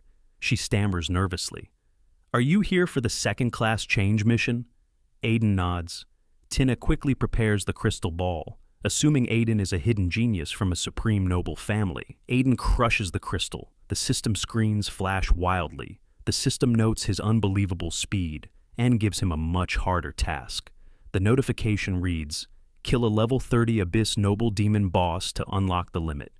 Aiden frowns. The mission requires him to re-enter the Abyss, but he is still carrying the demon curse. Entering now will alert every high-level demon nearby. As he debates whether to clear the curse first, loud footsteps echo through the hall. Lysander rushes in, covered in black ash with bloodshot eyes. He spots Aiden and screams, "Mr. Aiden, I did it! I forged an epic-level equipment!" Aiden freezes for a second. Then he realizes what just happened. He gave Lysander 1,000 Iron Dragon materials earlier. The man actually finished forging the weapon already. Aiden grabs Lysander's shaking shoulders. He looks at him and says, "Stay calm." Lysander stops shouting. He takes a deep breath, trying to control his overwhelming emotions. Forging high-tier gear is his ultimate dream, and it has finally come true. Tina quickly rushes out from behind the front desk. She leads them straight into a private VIP room. The moment the door closes, Lysander bursts into tears. He grabs Aiden's arm and cries out, "Mr. Aiden, you are my savior. I never thought I would forge an epic-level equipment." He tearfully reveals his painful past. He made a massive mistake in the Sovereign City. He felt too ashamed to face his master, and fled to this small town in disgrace. Now, this epic weapon is his ultimate redemption. Aiden listens patiently. Without interrupting him once, Lysander finally wipes his tears. He pulls out a glowing piece of gear from his storage space. The Iron Dragon Wings. It is an epic-grade flying item. It grants 1,800 agility, 1,500 constitution, 10,000 extra health, and boosts physical defense by 25%. It even allows for a high-speed magical burst sprint.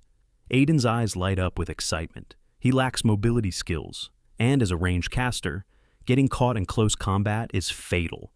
This gear completely covers his biggest weakness. Aiden grins and says, "Good, really good." Lysander watches Aiden's calm face. He feels a deep wave of respect. Aiden isn't even jumping for joy. To him, an epic item is clearly nothing special. This is the true confidence of a supreme noble genius. Lysander bows deeply and says, "Mr. Aiden, there are 33 Iron Dragon materials left. Please take them back." Aiden waves his hand dismissively. He tells him, "No need to give them back. You can handle them yourself." Investing in a master artisan is a brilliant move. Giving him a few leftovers is a small price to pay for future legendary gear. Suddenly, Aiden remembers his broken staff, the one from the flame demon Oslu. Lysander pats his chest confidently. He claims he can fix anything now, but the moment Aiden pulls out the broken weapon, Lysander completely chokes on his words. Legendary rank! The staff is a strategic level weapon. Lysander's hands shake violently. He pushes the weapon back toward Aiden, terrified he might drop it. Aiden just smiles, but he places the weapon firmly back in the artisan's hands. Lysander stares at the masterpiece and murmurs, "Perfect! It's like a work of art. Mr. Aiden, I am not skilled enough for this, but I can call my master here." He reveals his teacher as Sean, the strongest artificer in the Sovereign City, a man respected by the Empress herself. Aiden smiles. His plan is working perfectly. He then asks him, "By the way, do you know how to remove the Abyss Demon's curse?" Lysander looks confused. He notes that the Sovereign City Reclasser Association can clear it. He nervously asks if Aiden is cursed. Aiden replies casually, "I killed a level 40 Abyss Demon boss." Lysander freezes. He nearly drops the legendary staff. He panics, pulls out his phone, and makes a hurried call to his master. He hangs up and says, "Mr. Aiden, my master will arrive tomorrow night. He will meet you at the city dinner party." Aiden frowns, remembering Teacher May mentioned a dinner party earlier. Lysander explains that the vice president of the Sovereign City Association will also be there. Aiden can ask him directly about the curse. Aiden takes his staff back and returns to his hotel to rest. The next morning, Aiden visits the Starlight store to buy a frontline tank pet, but the quality is just too trash. The clerk, Lunara, gives him a very strange look, but he completely ignores it. He searches all morning, finding absolutely nothing. By evening, the entire city comes alive. The local elite gather in front of the most luxurious hotel, dressed in their absolute finest clothes. Ronald, the leader of the Dragonlight Guild, stands proudly at the front with Kale and Elira. Kale smiles arrogantly at Elira and says, "This is the world of the upper class. If you had stayed with Aiden, you would never be here." Elira stays completely silent, nervously adjusting her elegant black evening dress. She looks stunning, but Ronald secretly thinks she is nothing. Nothing compared to the true geniuses of the capital. Meanwhile, Guildmaster Lucian and Lysander pace back and forth near the entrance, sweating heavily with anxiety. They know the real star of the night hasn't arrived yet. Suddenly, a figure walks up to the entrance. The entire crowd turns to look. Kale spots him and bursts into a loud, mocking laugh. He barks at him. "Aiden, what are you doing here? Do you even belong here?" People are whispering in the crowd. Today is a special dinner, reserved for elite guests from the sovereign city. But Aiden, he is dressed very casually. Someone asks who he is. Kale from the Dragonlight Guild loudly reveals his name, but nobody knows him. They soon find out his class, the absolute weakest, iron rank magic apprentice. He even got kicked out of school. The guests whisper in wonder. Why is a loser like him here? They think he is just trying to watch the show. Lucian hears the whispers and instantly breaks out in a cold sweat. He respects Aiden completely and absolutely does not want to get dragged into trouble. Lucian turns around and shouts angrily, "Shut up!" The crowd immediately stops talking. They look at Lucian in the total confusion. Aiden slowly walks forward. Lucian and Lysander want to bow, but Aiden gently waves his hand. He looks straight at Coil's swollen face. Aiden smiles and says, "I thought it was a pig's head, but it's actually Kale." Kale gets completely furious. His swollen face makes him look even more embarrassing. He glares at Aiden and spits. "Get out! This is not a place for someone like you." Kale still thinks an iron rank class is completely worthless. Even at level 10, Aiden's stats must be absolutely terrible. Kale smiles coldly and says, "Elira giving up on you was the right choice." He tells Aiden to go hide in the sewers with the trash. Elira walks up and sighs. She looks at him and says, "Aiden, I heard what happened yesterday. You went to beg Teacher May for another chance." Suddenly, Teacher May steps out from the high-class crowd. She shouts for everyone to hear. "Yes, he even threatened me yesterday. Aiden, you are the biggest shame of my life." The crowd turns to look at May. She stands proudly, soaking in all the attention. People whisper among themselves, saying May will become a top official soon. Because she taught genius students like Kale and Elira, they actually feel sorry for her. Sorry that she had to deal with a loser like Aiden. May looks at Aiden with fake pity. She says, "Don't be stubborn. Leave quickly, you can still live a normal life."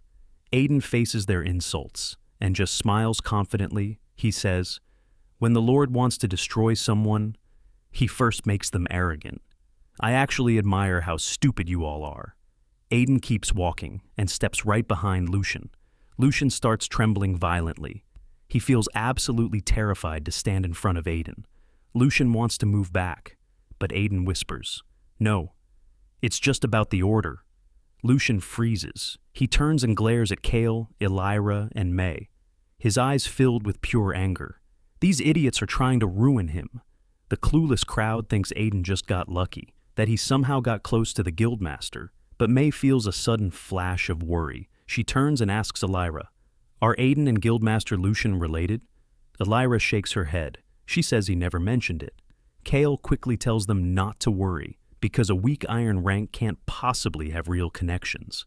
Elira laughs coldly and says, "He will only feel the painful gap between himself and real geniuses." But Ronald, the leader of the Dragonlight Guild, he senses something is terribly wrong. Lucian would never be this kind to a random person.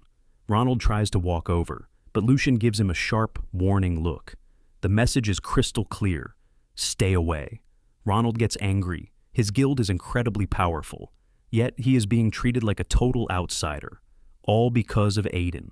Suddenly, Leo, the leader of the Warrior Lord Guild, approaches, walking right toward Aiden with his daughter, Selena. Leo bows respectfully and says, "Mr. Aiden, hello. I am the leader of the Warrior Lord Guild." Selena looks stunning in her elegant dress. She winks playfully and says, "Hey, cutie. We've met before, right?" Aiden remembers her immediately. She offered to team up with him before. He simply nods and says, "Hello, Mr. Leo." Kale and May are completely shocked. Why is Leo treating Aiden so nicely? May thinks Aiden is being incredibly rude by just nodding. She fully expects Leo to explode in anger. Instead, Leo breaks into a massive, happy smile. He starts talking to Aiden very warmly, trying his absolute best to please him. Aiden remains completely calm and natural. May is losing her mind. Why is a powerful guild leader trying to please a weak student? Suddenly, the entire crowd goes dead silent. A massive luxury car pulls up. The mayor of the White City, Randy, gets out. He looks around anxiously. He spots Aiden in the crowd and runs over immediately. He holds out his hand and practically shouts, "Mr. Aiden, hello. I am Mayor Randy." Aiden is slightly surprised. Lucien quickly whispers an explanation. Aiden saved the city by killing a national-class boss, the mayor says quickly. "Thank you for your incredible contribution to our country." Everyone in the crowd freezes in shock. Why is the mayor thanking a useless Iron Rank student? Ronald feels a sudden, terrifying wave of dread. Before anyone can even speak, several immensely powerful figures land from the sky. Luke, the deputy director of the Reclasser Association, Vespera from the ultra-wealthy Wexley family, Vivi from the powerful Taylor military family, and John from the massive Hawthorne business group. The crowd stops breathing. These are the absolute most powerful people. From the sovereign city itself. Mayor Randy quickly steps forward to greet them, but Luke suddenly moves aside. A 10-year-old girl steps forward, smiling brightly and waving. Luke speaks with deep, unwavering respect. "The Imperial Royal Family's little princess has arrived." The doors burst open. The crowd gasped. The Empire's most beloved princess walked in. She completely ignored the shock filling the room. Instead of waiting for a bow, Princess Kelsey waved her hand. She ran straight toward Aiden with a massive smile. "You're the Aiden that Vespera's sister always talks about, right?" Kelsey asked. Vespera quickly coughed twice. Her face turned slightly red. Aiden simply smiled.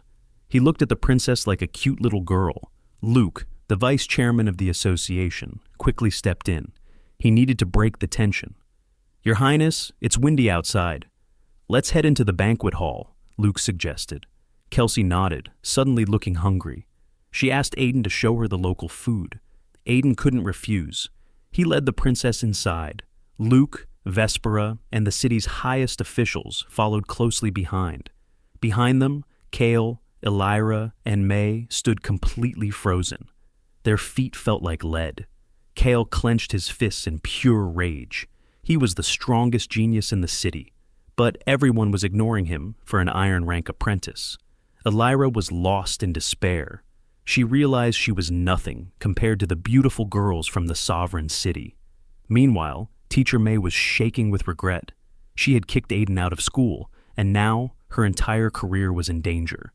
Suddenly, Mayor Randy turned around. His eyes flashed with pure anger. May had messed up, and he knew everything. Randy called out, "Teacher May, don't just stand there. Come inside." May smiled nervously. She completely missed the anger hidden in his eyes. Inside the grand hall, elegant music played. But no one cared about the food or the wine. Every noble in the city was listening closely to the center of the room. Vespera bowed slightly to Aiden. She apologized for chasing him all the way from the sovereign city. She took a deep breath. And finally, she revealed her true goal. "I want to buy the heart of the flame demon Oslu from you," Vespera said. Aiden paused. An epic-level demon's heart meant absolutely nothing to him. He had hundreds of them. He was just about to agree, when suddenly Kale pushed through the crowd with a fake smile. "Good evening, everyone. I am Kale, an epic-class paladin," Kale announced proudly. His face was still swollen like a pig. It completely ruined his elegant act. Vespera frowned. She was deeply annoyed by the interruption. "Sorry, we are discussing something important with Mr. Aiden." "Please leave," Vespera replied coldly. Aiden smirked. He openly mocked him, saying no one cared about a pig's face. Kale snapped. He shouted at Aiden for being rude, but the sovereign city geniuses didn't hold back. Vivi called him stupid. John mocked his fake noble attitude. The entire hall began to whisper and laugh at Kale. The pressure was too much. Kale's mind snapped. He pointed a finger straight at Aiden. "You're all being tricked. He's just a useless Iron Rank apprentice who got kicked out of school," Kyle screamed. The room went dead silent. Mayor Randy and Lucien turned around. Their expressions were furious. "Get out of here!" Lucien shouted. Kyle panicked. He looked at his father, Ronald. Realizing the extreme danger, Ronald forced a smile. He begged for mercy. He told Kale to apologize immediately. Kale stared at Aiden's relaxed face. His pride was completely breaking. He refused to bow down. Kale gritted his teeth. He roared, I won't apologize. You're a liar, Aiden. I will expose your true face to everyone. Aiden smirked at Kale's wild accusation. He was completely unbothered. Okay, let's see what you've got. Kale pointed directly at May, full of confidence. This is Aiden's old teacher, May. She caught him cheating, and instead of repenting, Aiden threatened her. This loser doesn't belong here. Every eye in the hall locked onto May. Mayor Randy stepped forward. His voice was freezing cold. Teacher May, is this true? May gasped for air. She had absolutely no proof. She had just taken Elira's word and accepted her bribe. But if she backed down now, her career was dead. Shaking from head to toe, she lied. Yes, it's true. The room erupted into whispers. Some nobles actually believed the rumor, but Aiden just walked up to her, perfectly calm. Where's the evidence? May froze. Aiden repeated, I said, where is the proof? You can't just make things up. Vespera and Vivi immediately saw through her. They knew Aiden was a beast who killed an abyss boss, but his absolute calmness under pressure truly shocked them. Vivi whispered, a storm in his heart, but a calm face. A true leader. Vespera agreed. Real strength doesn't panic. Luke, the vice president, watched Aiden with growing interest. Mayor Randy couldn't hold back his fury anymore. May, you better have proof. Otherwise, you're going to prison for slandering a city hero. Aiden didn't just kill the Iron Dragon. He single-handedly slaughtered the national-class Red Boss. The flame demon Oslu. May's jaw dropped. A level 40 abyss boss? Killed by an iron apprentice? Absolute despair hit her like a truck. She snapped. She turned on Elira like a wild animal. It was you! You told me he cheated. You gave me that damage potion to expel him. It's all your fault, Elira panicked as the crowd stared at her in disgust. No, I was just suspicious. May was the one who expelled him without checking. May went completely insane. She lunged forward. She grabbed Elira by the hair. She ripped her elegant black dress to shreds. You bitch! You ruined me. If it wasn't for you, I'd be the teacher of a national hero. The guards rushed in. They dragged the screaming May away. Elira stood there shivering. She looked at Aiden with tearful eyes. Aiden, please, I was wrong. Forgive me. Aiden ignored her completely. He turned his gaze to Kale. Kale was frozen in pure shock. Anything else? Oh, by the way, those diamond rank materials your guild is desperate to buy? They're mine. Kale felt like he was struck by lightning. Everything made sense now. His father beating him up. The surprise Aiden promised. It was all because of Aiden. Ronald, the leader of Dragonlight Guild, lost his mind. He kicked Kale hard in the leg. He forced him to his knees right in front of Aiden. Ronald forced a fake smile, sweating profusely. Mr. Aiden, it's my fault for not raising him right. I'll make him apologize. He slapped Kale's head. Apologize, you idiot. Kale was completely broken, the top genius of the city, kneeling before an iron rank apprentice. He bit his lip. His voice sounded hollow. I shouldn't have done it. Aiden leaned down. He whispered directly into his ear. Shouldn't have done what? You're only apologizing because you're trapped. You hate me, right?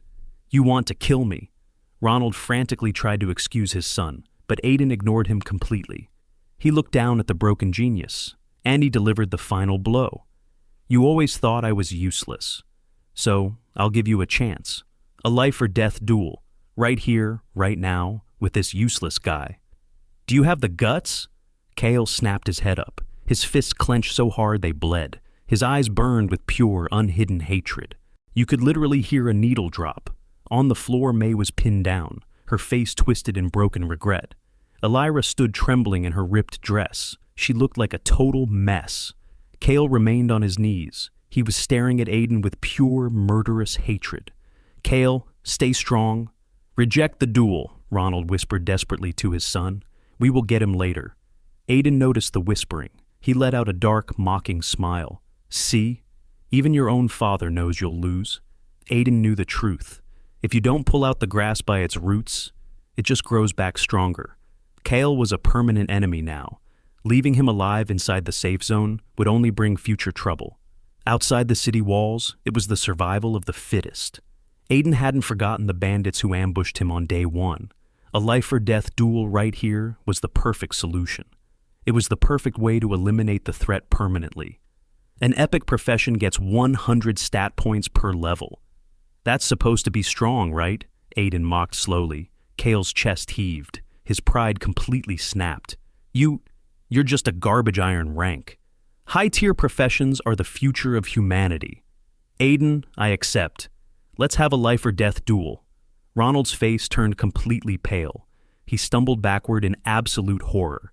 Did his idiot son just challenge a monster? A monster who soloed a national-class boss? Suddenly, Luke stepped between them. Young man, you are blind. A high-tier job doesn't guarantee true strength. Even a legendary genius from the Sovereign City once betrayed the Empire for demons. Luke then turned to Aiden. His tone became incredibly serious. An epic profession is still a rare asset for humanity. It would be a shame for him to die here. Kale's eyes widened. The fight hadn't even started, and the vice chairman was already saying he would die. Aiden looked at Luke, completely unbothered. That's my business. Luke shook his head. He leaned in close. He whispered a few words into Aiden's ear. Aiden paused. He thought it over. And then he slowly nodded. Luke turned back to Kale and Ronald. You're done here. Consider yourselves lucky you met me. Vespera, Vivi, and John looked at Kale with pure pity. Ronald frantically bowed, thanking Luke over and over. Kale, still completely clueless, gritted his teeth. Even if my level is low, there's no way a trash iron rank can beat me. Luke sighed at his sheer ignorance. You fool. Aiden is carrying multiple epic items. Even his base stats are higher than yours will ever be at level 10. The entire crowd gasped. Multiple epic items? Base stats higher than an epic paladin at level 10? The nobles began to whisper in pure panic. They were convinced Aiden was a hidden heir from a supreme sovereign city family. Hearing this, May stopped struggling entirely. She stared at the floor in absolute despair. If she hadn't listened to Alira, she would be the teacher of a literal god-tier genius, national champion, global glory. All of it was gone. She screamed like a total lunatic. Alira, you bitch! You ruined my life. Alira didn't even argue. She looked at Aiden. He was now casually chatting with the beautiful, powerful girls of the top families. Regret ate her alive. If she hadn't broken up with him, if she hadn't been so arrogant, she would be standing right next to him. I'm sorry. I was so wrong, she muttered to herself. But to Aiden, she was already a total stranger. Are you sure you don't need the epic demon's heart for yourself, Aiden? Vespera asked. Her eyes were sparkling with excitement. Are you giving it up just for Vespera? Princess Kelsey teased with a grin. Aiden just shook his head. They had absolutely no idea. He had over 900 of them. Suddenly, Lysander ran over. He was sweating with pure excitement. Mr. Aiden, my teacher has arrived. John's eyes snapped toward Lysander. He finally recognized him. Master Lysander, you're in the White City? Lysander waved it off immediately. I'm no master. I brought shame to my teacher. I'm just thankful Mr. Aiden gave me a second chance. John quickly whispered the teacher's identity to Vespera and Vivi. Their jaws dropped instantly. Lysander's teacher was Sean, the strongest artificer in the Sovereign City, a man respected even by the Empress herself. Luke, let's go outside and greet Master Sean, Kelsey shouted. She pulled up her skirt, ready to run. No need to come out, Kelsey. A booming voice echoed through the grand hall. A massive old man walked in, over 2 meters tall, with a thick white beard and a powerful build. Kelsey instantly ran over, smiling sweetly. Sean, I missed you so much. Sean smiled and patted her head. He tossed her a glittering diamond rank necklace, like it was a cheap toy. Always a sweet talker. Take this to play with. The local nobles nearly fainted on the spot, handing out diamond rank gear as a casual gift. Luke bowed deeply. Vespera, Vivi, and John followed immediately. Lysander stepped forward. His eyes were red with tears. Disciple Lysander greets master. Sean sighed, looking at his old student. I heard you can forge epic gear now. Have you finally understood the lesson from back then? Epic gear? The crowd was completely losing their minds. Lysander could forge epic items? And he was working for Aiden? Before anyone could process the shock, Sean turned his sharp eyes directly onto Aiden. So, you're the Aiden he told me about. Where is that broken legendary staff? The silence in the room became heavy. A legendary rank staff? Mayor Randy stammered. He was completely unable to believe his ears. In a small town like the White City, even an epic item was a myth. Now, everyone stared at Aiden in absolute shock. Vespera, Vivi, and Princess Kelsey couldn't look away.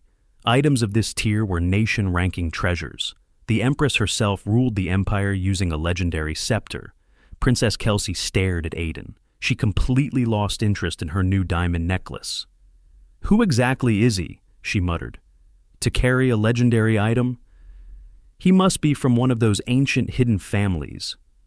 Vespera felt a massive headache coming on. She wanted to buy the epic demon's heart, but what could she possibly offer? What could she offer a guy who already owned a legendary weapon? Meanwhile, Kale was completely broken. He stared blankly into space. He was shaking his head like a lunatic. "Legendary? A garbage iron apprentice has a legendary weapon? I'm dreaming. Elira, tell me this is a fake dream." Elira could only offer a bitter, miserable smile. She felt like an ugly duckling standing among royal swans. The crushing regret suffocated her. If she could go back in time, she would rather die than break up with Aiden. But looking at Vespera and Vivi, she realized the brutal truth. Only elite noble girls from the sovereign city were worthy of him now. Yet, a dark obsession grew in her heart. She wasn't ready to let him go. Ignoring the drama, Aiden calmly pulled out the broken flame demon staff. He handed it directly to Sean. "How do we fix this?" Sean's eyes went wide. He instantly appeared right in front of Aiden. He examined the weapon with pure fascination. "Incredible craftsmanship. Give me 1 month, and I will fully restore it." "A month?" Aiden frowned. That felt way too long. In a month, his broken skills would reset anyway. Sean noticed the frown, and he instantly panicked. Normally, anyone would be crying tears of joy, but Aiden looked completely annoyed. Sean quickly added, 1 month max. I'll use my own rarest materials. I'll charge you absolutely nothing, and I promise you free weapon forging for life. Just bring the raw materials." Vespera and the others gasped in shock. Even the Empress couldn't get Sean to work for free. Aiden thought about it for a second. He casually nodded, handing over the staff. The banquet continued, but May, Elira, Kale, and Ronald slunk away like kicked dogs. They had absolutely no face left to stay. Desperate to seal the deal for the demon's heart, Vespera made an offer Aiden couldn't refuse. She offered a rare baby 6-winged dragon steed from her family's private stables. It was an epic-class mount, a creature unheard of in this remote city. Aiden instantly agreed. Once the deals were done, the local nobles swarmed Aiden like hungry vultures. They were all trying to flatter him. Annoyed by the crowd, Aiden slipped away to the quiet balcony. Deputy Chairman Luke was already there. He was staring silently at the night sky. "That's how people are," Luke said calmly. "They only throw flowers when you're at the top." Aiden nodded, his tone turning serious. "Are we moving tonight?" "Yes," Luke replied. "The college testing is coming up. And the Evil Demons Guild always assassinates young talents around this time. Kale is the perfect bait. His high tier will draw them right out of hiding." Luke patted Aiden's shoulder. "To break your demon curse, you need to sacrifice at least 10 cultists of the same level. That's why I stopped you from killing Kale earlier. We need him alive for the trap." Aiden smirked. It all made perfect sense now. With a powerhouse like Luke backing the operation, the cultists didn't stand a chance. Once the curse was lifted, he could finally finish his class advancement quest. He could finally keep leveling up. "Be careful," Luke warned. "After tonight, your name will spread across the Empire. The cultists will put a massive target on your back. They aren't just strong, they are insane. Your platinum cloaking skill won't hide you from their high-level elites." Luke advised him to use his 600 reputation points instead, to buy an epic camouflage skill. Aiden thanked him, then asked a crucial question. "What does it take to get the #1 spot in the national college testing?" Luke shook his head grimly. "It's brutal. I already know of 2 mythic-level geniuses taking the test. But the Empress raised the grand prize this year. Along with massive wealth, the top scorer gets an epic special item. An item that can literally change a person's luck. Aiden's heart skipped a beat. Change luck. His core skill, Apprentice's heart, relied entirely on luck to multiply his stats. If he could boost his luck, his stat gains would skyrocket to impossible numbers. He had to win that prize at all costs. Mythic reclassers, huh? Aiden muttered. Luke smiled. He had climbed from silver to a level 79 legendary tyrant cleric through decades of blood and sweat, but mythic geniuses were born as gods, favored by the heavens themselves. A dark, chaotic era was coming, and humanity needed those monsters. Suddenly, Luke's phone buzzed. He glanced at the screen, his eyes turned freezing cold. They're here. Let's move. Aiden took a deep breath. A lethal smile formed on his face. It was time to lift the curse, time to break his limits, and watch Kale die.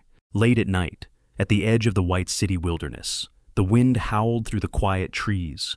No regular reclasser dared to tread here. Kale staggered down the dirt road. He was covered in blood and gasping for air. He gripped his fists, his eyes wild with a desperate hope.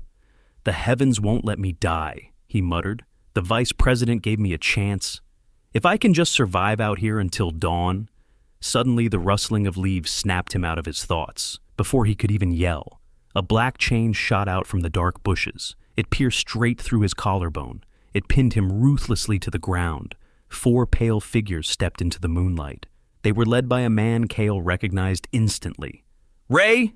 Kale gasped in horror. Ray grinned. He pulled out a sharp silver-ranked dagger. "Don't worry, Kale. Killing an epic paladin will get me a massive promotion in the Evil Demons Guild. I'll make it quick." "Wait, stop!" Kyle screamed. His pride completely vanished as he begged for his life. "My father helped you guys for years. And there's a guy named Aiden in the city. He soloed the level 40 Abyss boss. I can help you kill him. I'll join the guild. Just don't kill me." Ray licked his lips. "Don't worry. Aiden will join you in hell soon enough." High above the trees, a massive black crow hovered silently. On its back stood Luke, Aiden, and a thin, glasses-wearing young man. His name was Owen. "Luke, Kale is an epic reclasser. Isn't using him as bait a bit risky?" Owen asked quietly. Luke shook his head. He had already suspected Kale's father, Ronald. He knew Ronald was supplying the cultists. Leaving Kale alive at the banquet wasn't mercy. It was a trap to draw the Evil Demons Guild out of hiding, a trap to find their local base.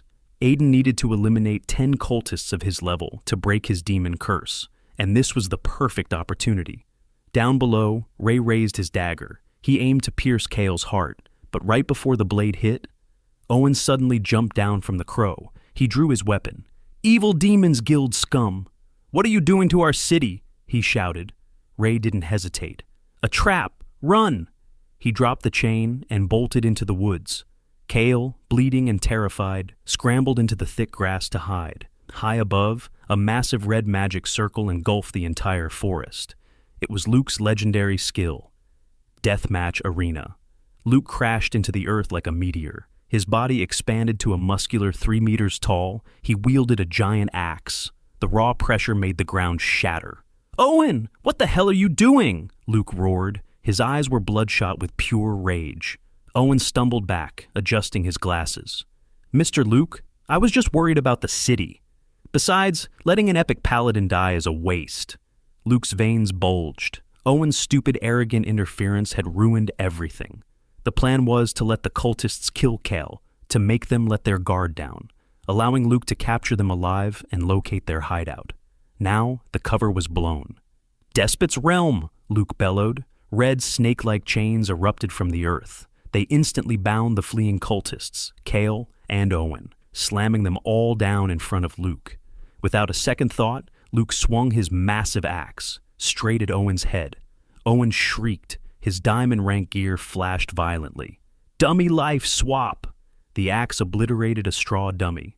Owen teleported a few meters away, sweating in sheer terror. Luke's strike had carved a massive trench into the earth. It was dozens of meters long. "Are you insane?" Owen screamed, backed against a tree. "I am from the Ginger family. My grandfather is Felix, the level 90 chief minister of the Empire. If you kill me, you die too. Owen was only a level 55 legendary puppeteer. Against a level 79 tyrant cleric like Luke, he stood zero chance. You arrogant brat, Luke snarled. His arm was shaking with suppressed fury. You ruined a national security operation. Just to play politics and protect your own interests. Aiden slowly floated down, wrapped in his dark cloak. He watched the chaos unfold. Vespera and the others landed right behind him. They were completely stunned by the infighting. Seeing his grandfather's name stop the axe, Owen straightened his coat. His fear vanished. It was replaced by a smug grin. I did nothing wrong. The Abyss is restless, and the Empire needs every epic reclasser it can get.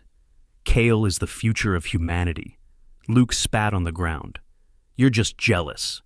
You wanted Kale alive so he could cause trouble for Aiden, didn't you?